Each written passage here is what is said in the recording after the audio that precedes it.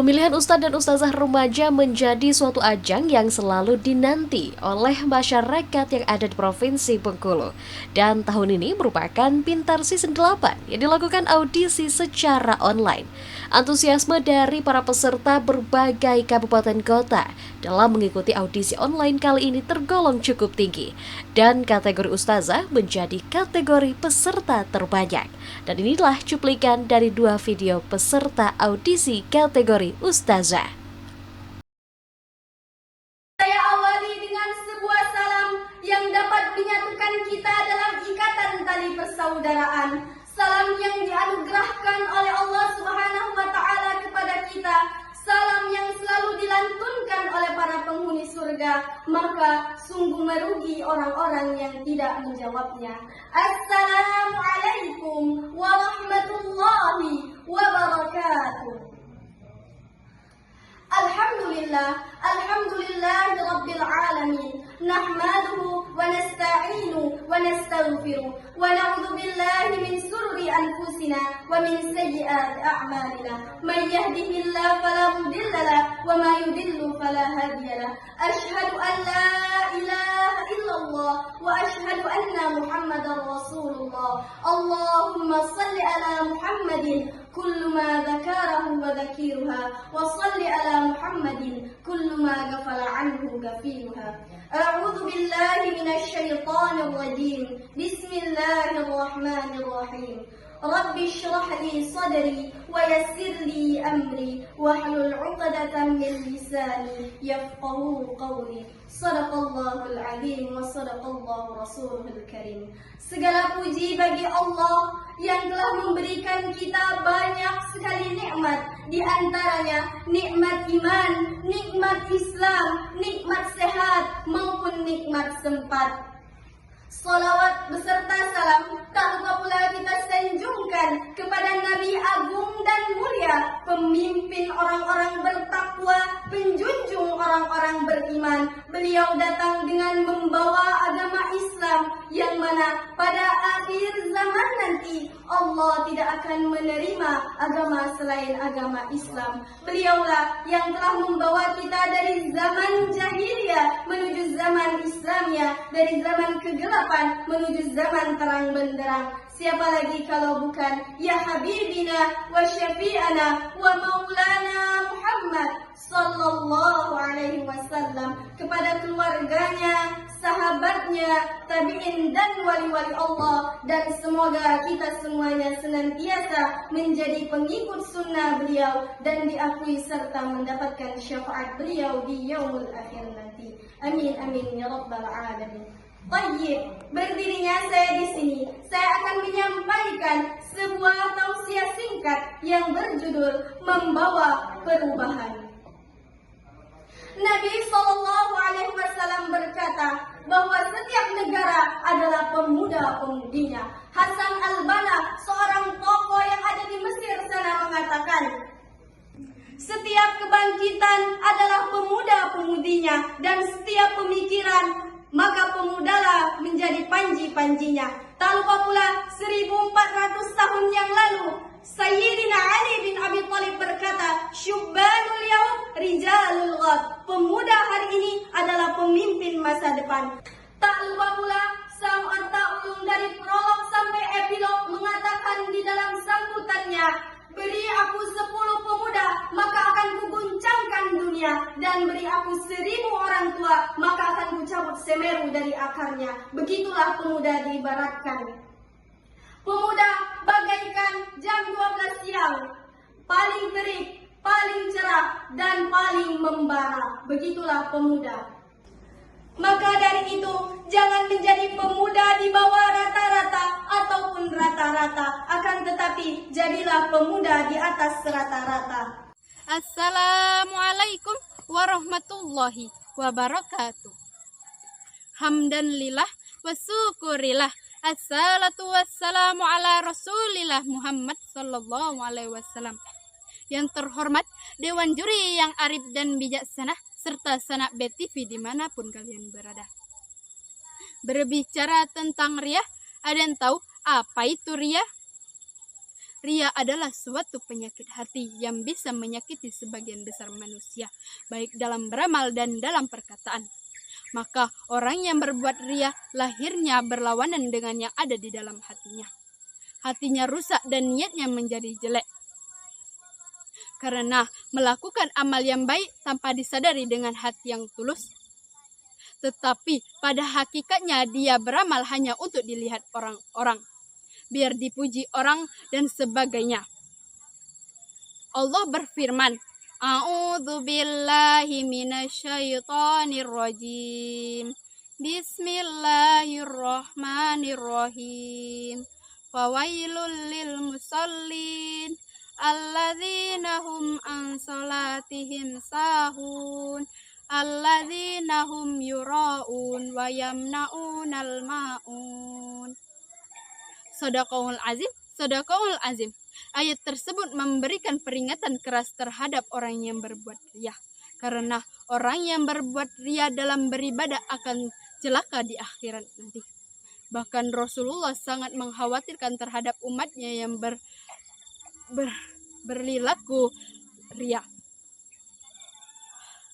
Sebagaimana sabda beliau, Qala Rasulullah sallallahu alaihi wasallam, Inna akhafa ma akhafu alaikum sirku asgharu fasu'ila anhu. Sesuatu yang paling aku takuti atas umatku adalah syirik kecil. Walaupun syirik kecil, namun itu sangat dikecewakan oleh Allah. Pada suatu ketika, sahabat Umar melihat seseorang yang sedang menjalankan ibadah sholat. Dengan menundukkan lehernya, maka Rasulullah menegurnya. Hai orang yang punya leher, angkatlah lehermu itu. Karena usu itu tidak ada di dalam leher, akan tetapi khusyuk itu adanya di dalam hati. Sahabat BTV dimanapun kalian berada, kita sudah memasuki wilayah syirik walaupun kategori kecil. Dan ini suatu yang paling ditakuti oleh Rasulullah jika menimpa umat-umatnya. Marilah kita berdoa kepada Allah, mudah-mudahan kita dijauhkan dari perbuatan syirik. Sesungguhnya Allah itu maha mulia lagi maha pemberi. Mungkin cuman ini yang dapat saya sampaikan. Selebihnya saya mohon maaf. Sebelum saya mengakhiri ceramah saya kali ini, bolehkah saya berpantun? Mentari senja telah tenggelam, hujan turun telah terjatuh. Saya akhiri ceramah dengan salam. Wassalamualaikum warahmatullahi wabarakatuh.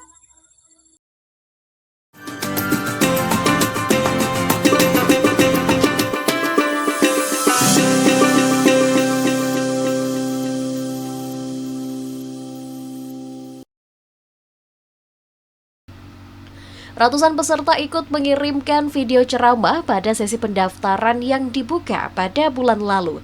Dan para peserta yang ikut mendaftar mulai dari kategori usia 12 tahun hingga 19 tahun.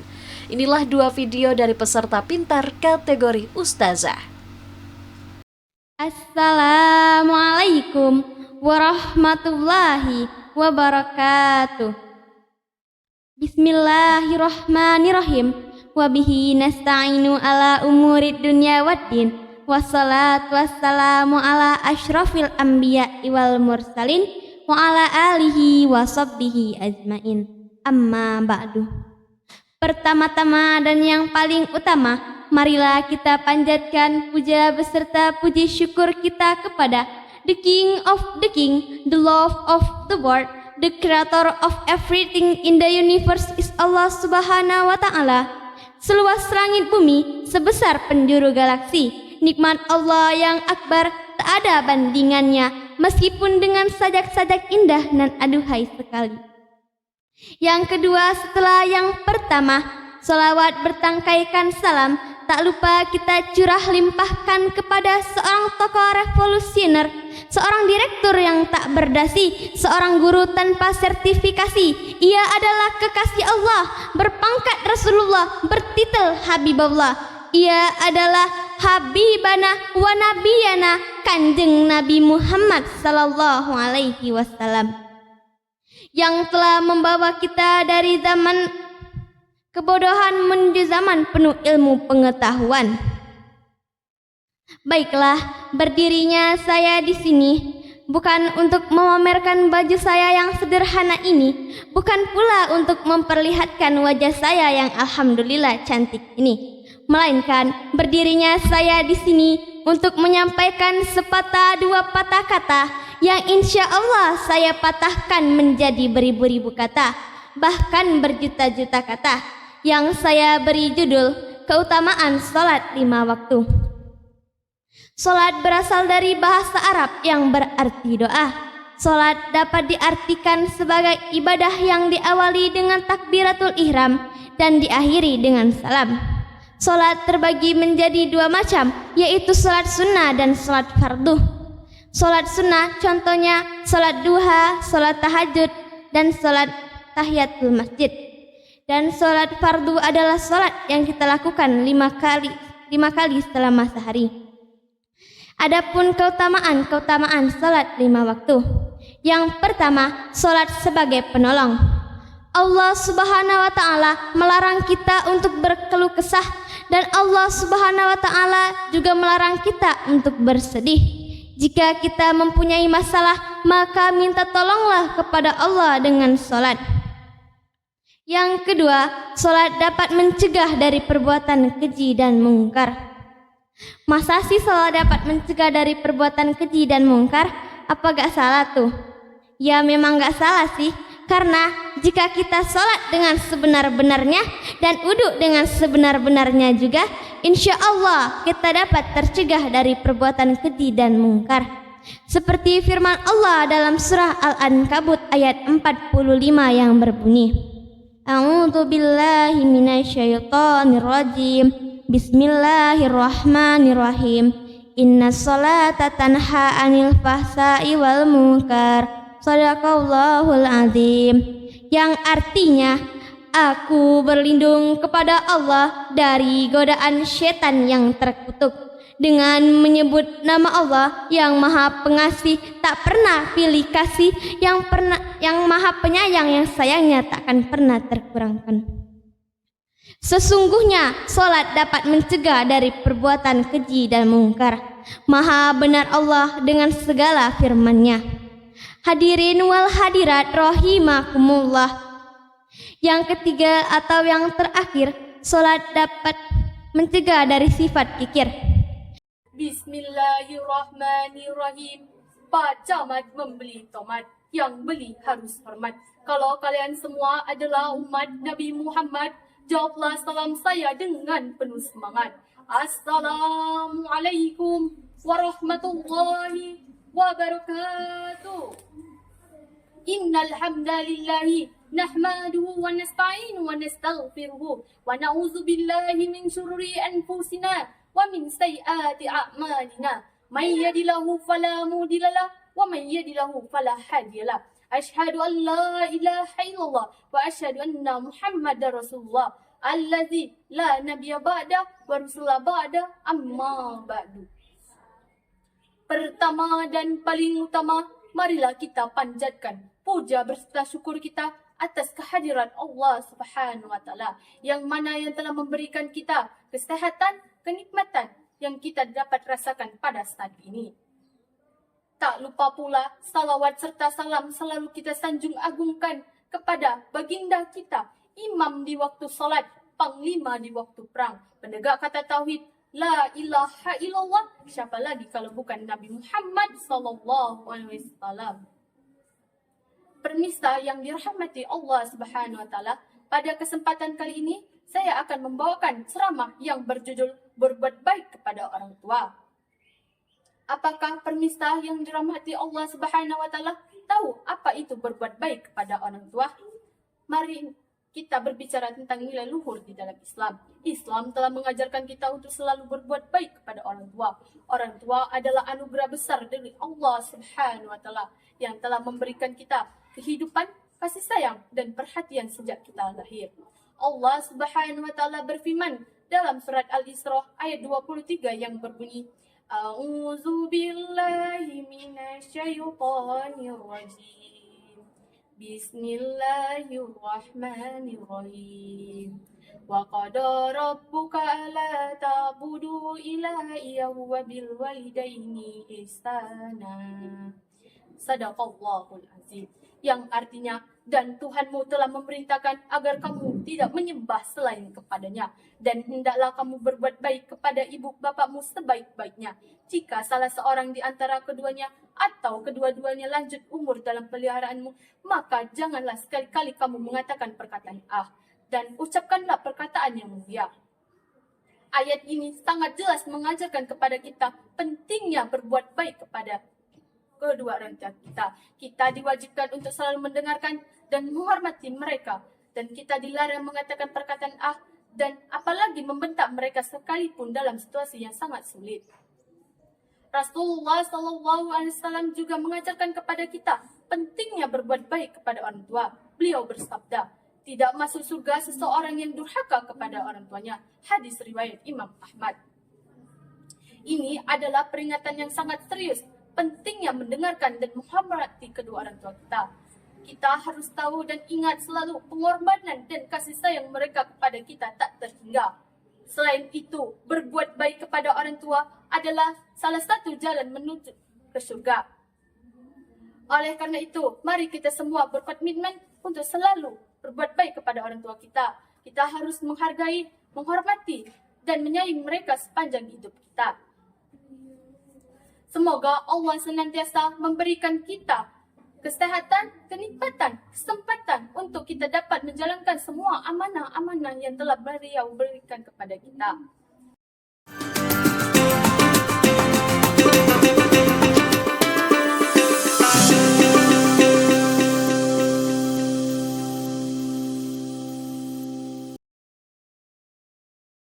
Ratusan peserta bersaing pada audisi Pintar Season 8 kali ini, mulai dari kota Bengkulu hingga 9 kabupaten yang ada di Provinsi Bengkulu. Dan pada episode kali ini, inilah beberapa cuplikan video dari para peserta kategori Ustazah. Warahmatullahi wabarakatuh. Alhamdulillah, alhamdulillahirabbil alamin. Wassalatu wassalamu ala sayyidina wa maulana Muhammadin wa ala alihi wa sahbihi ajmain. Amma ba'd. Yang saya hormati para dewan juri yang arif lagi bijaksana, yang saya hormati teman-teman BETV yang insya Allah yang dirahmati Allah. BETV Beken. Dalam kesempatan kali ini, izinkan saya menyampaikan ceramah yang berjudul Perkembangan Zaman Melalaikan Generasi Muda dalam Mengingat Akhirat. Sebelum saya mulai, saya ingin bertanya dulu.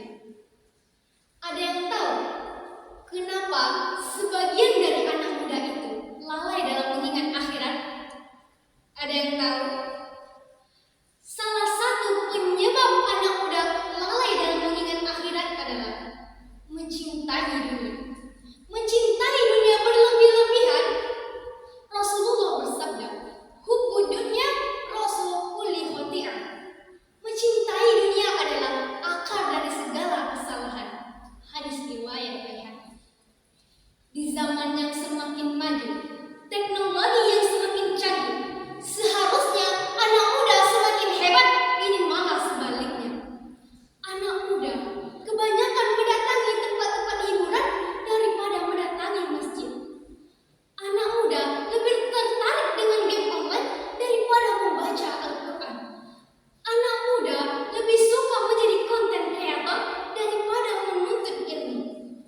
Anak muda lebih suka mendatangi tempat konser daripada mengerjakan sholat 5 waktu.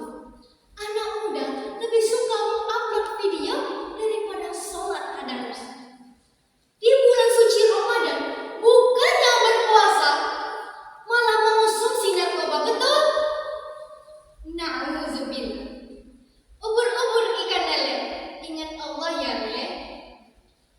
Di dalam Al-Quran, surah Al-Munafikun ayat 9 yang berbunyi, A'udzubillahi minasyaitonirrajim. Bismillahirrahmanirrahim. Ya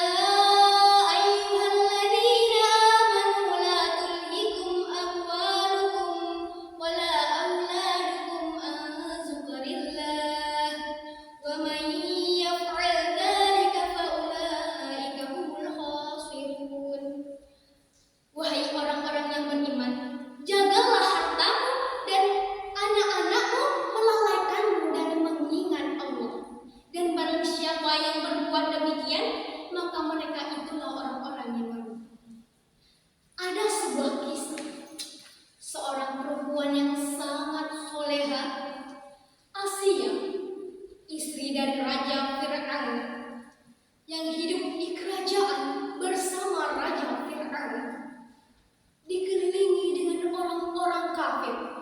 Dengan keteguhan imannya, beliau tidak pernah lalai dari mengingat Allah, dan beliau berdoa agar didirikan rumah di surga, dan beliau dijamin masuk surga oleh Allah Subhanahu wa Ta'ala.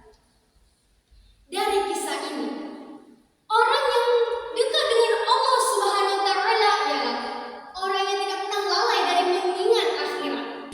Berdirinya saya di sini ingin menyampaikan sepatah dua patah kata yang insya Allah akan saya patahkan menjadi beribu-ribu kata, bahkan berjuta-juta kata, dengan judul peristiwa Isra Mi'raj sebagai momentum konkretisasi.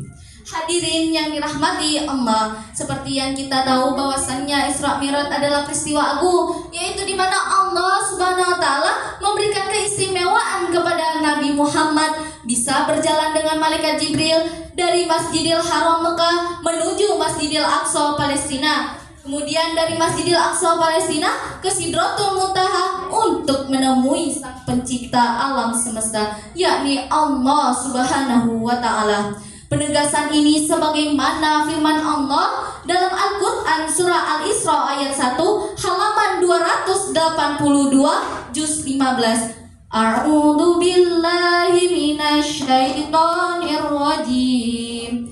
Bismillahirrahmanirrahim. Subhanalladzi asra bi 'abdihi lailan minal masjidil haram minal masjidil harami ilal masjidil aqsa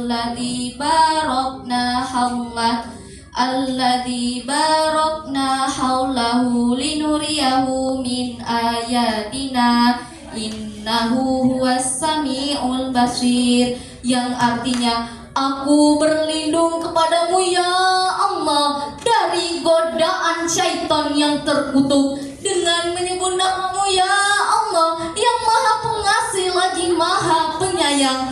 Maha suci Allah yang telah memperjalankan hambanya Muhammad pada malam hari dari Masjidil Haram ke Masjidil Aqsa yang telah kami berkahi sekelilingnya agar kami perlihatkan kepadanya sebagian tanda-tanda kebesaran kami. Sesungguhnya Dia maha mendengar lagi maha melihat. Al-Quran surah Al-Isra ayat 1. Hadirin yang dirahmati Allah, Imam Ibnu Katsir dalam kitab Hidayah wal Haya Sirah Nabawiyah juz 2 halaman 94 menceritakan kisah Isra Mi'raj Rasulullah. Kala itu Rasulullah melaksanakan Isra Mi'raj dengan mengendarai buraq yang kecepatannya melebihi pesawat tempur yang kita tidak ketahui betapa cepatnya. Dalam jangka waktu 1 hari 1 malam, Rasulullah mendapatkan perintah melaksanakan sholat 5 waktu. Lalu keesokan harinya Rasulullah menceritakan kepada kaum Quraisy, namun tak ada satupun yang percaya terhadap Rasulullah. Mereka selalu ingkar kepadanya. Bahkan terdapat kaum muslimin yang kembali murtad karena terpengaruh oleh kaum Quraisy. Bismillahirrahmanirrahim. Pergi ke Dubai naik kapal selam. Di Dubai banyak gedung bertingkat. Izinkan saya memberikan salam. Semoga Allah memberikan rahmat. Assalamualaikum warahmatullahi wabarakatuh. Waalaikumsalam warahmatullahi wabarakatuh. Hamdan wa syukran lillah. Salatan wassalaman ala Rasulillah wa ala alihi wa sahbihi wa man walah. Amma ba'du. Yang terhormat para dewan juri yang bijaksana serta para penonton yang berbahagia. Yang pertama dan utama, marilah kita panjatkan puji syukur kepada Allah Subhanahu wa Ta'ala